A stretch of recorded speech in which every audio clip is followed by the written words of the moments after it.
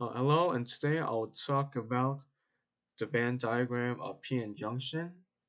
And the band diagram of p-n junction is the diagrams of both positive and negative type semiconductors combined.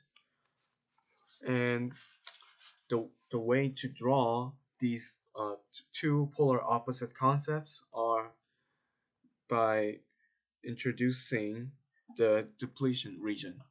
The depletion region is basically a cross section between the P and N type semiconductors. And if we put in a diagram, it looks like this parts.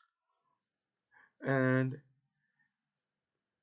it looks like a upward slope or downwards if you look at another angle, is that as we learned previously, the negative parts of the valence or conduction bands towards to go upwards. So it looks like this. And what we can learn about this region is that, as I shown, as you can see in this Boltzmann tails, the concentration of electrons and holes tend to get lower as it reaches the other side.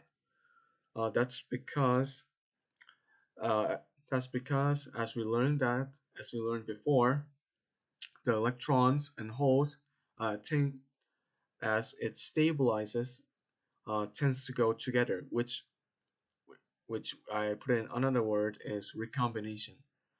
Uh, as it goes upward, the recombination happens more often for electrons because the number of holes is much more superior than the number of electrons, and vice versa. So there's, in case of holes, more electrons, less holes, recombination.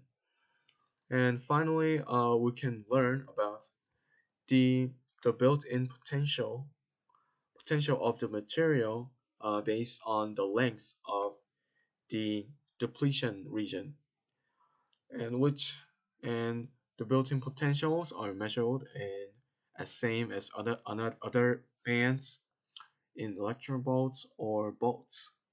Thank you for listening. This is Myung Kim of class number 3.